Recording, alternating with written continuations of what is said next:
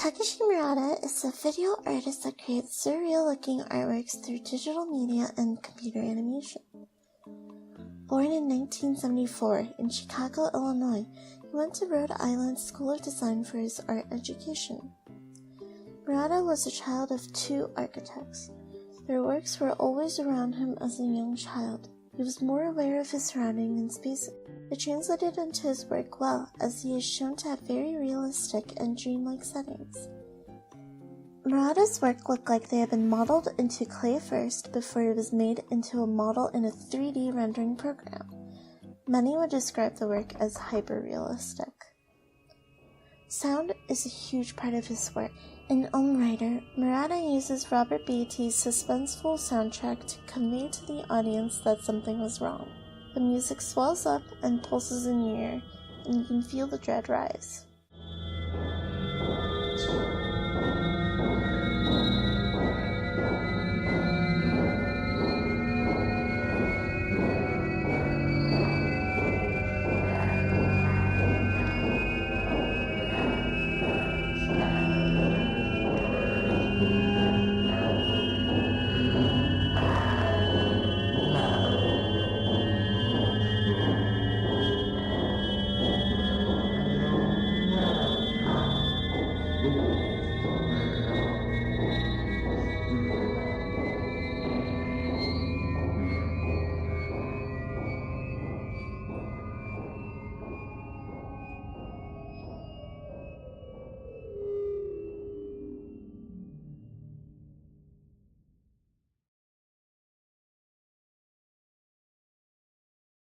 The concept of suspense in Murata's work is what drives the narrative. The plot of Rider has simple visuals and relies heavily on symbolism. The wolf character rides a scooter at night in a dark and desolate environment. He is shown to wear shorts, smoking a pipe, vomiting green goop, and playing the keyboard. To contrast this, an old man in a yellow suit with a tie sits at a very large table. He is shown to peel and slice a banana with a pocket knife. The old man sees the werewolf's reflection right as he reaches over and grabs hold of his neck. Rider is his latest work, dating at 2014. He didn't start off his career by making video animations.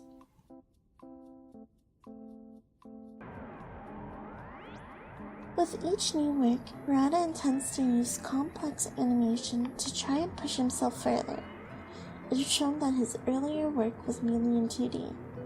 In 2003, he made Melter 2. Takeshi uses bright colors and the usage of sound to create trippy-looking animations. He develops to have a sense of narrative with Monster Movie in 2005. The website Artbook says that Murata is known as an early innovator of the art form data moshing. Data moshing is essentially an artist intentionally using compression artifacts in digital video. It's sometimes called glitch art. In Monster Movie, he uses old horror movie scenes from the 1981 film Caveman. The video he created decomposes and reconstructs itself. He uses intentional glitch art animation to show the deformity of a monster rising. Finally, in 2010, he creates I, Popeye, with a clear narrative showing that he wants to tell the audience something. He tries to invoke the feeling of nostalgia by using an old icon of animation.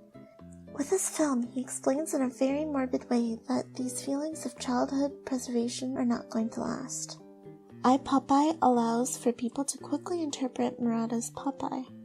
This Popeye is dealing with the stress of mundane employment work. He feels stagnant.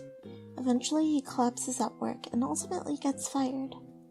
Popeye returns home and receives an eviction notice. He is left with no job and is kicked out of his home. We later know that he is all alone in the world. He has a dead family.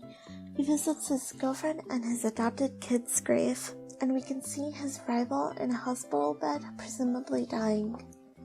Popeye ultimately commits suicide.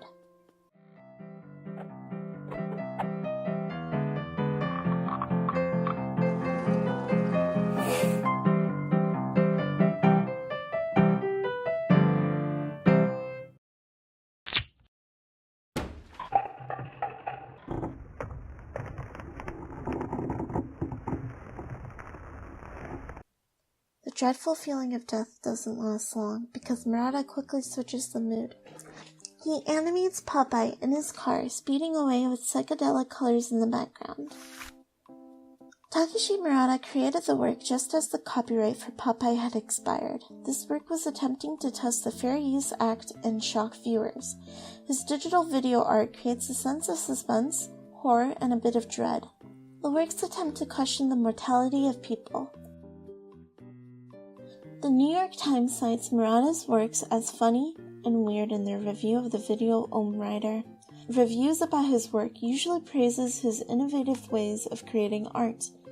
In another interview, Murata talks with Heather Jones about his passions and inspirations. He is quoted to say that he has always loved cartoons, especially experimental animations and solo projects that were not from a specific studio.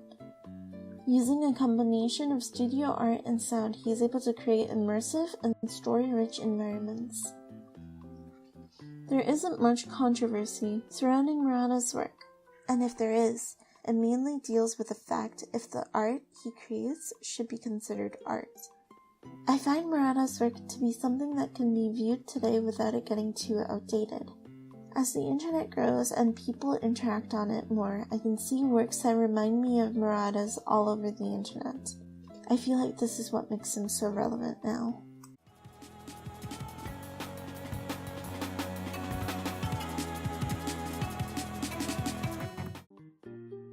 Final thoughts of Takeshi Murata. It was really hard to find stuff about him. I tried going on his official website, but there's only 3 links on it, 2 of which are inactive, and the last one looks a lot like a joke. But what really bothered me was when my sources would use this website as a way to contact Takeshi Murata, even though this website was completely useless. So I did a bit of digging and I used a website called Wayback Machine. The Wayback Machine basically takes archives of websites and it allows people to go back in time and be able to check how websites looked like. Now, when I did, his website looked completely different. There was a GIF of one of his artworks as the main page. Unfortunately, the Wayback Machine did not preserve all of the links. So I stalked his Instagram, and his Instagram has a bunch of his artworks uploaded, along with work in progresses and little snippets of what he's doing. Overall, it sort of looks like a account used for shitposting.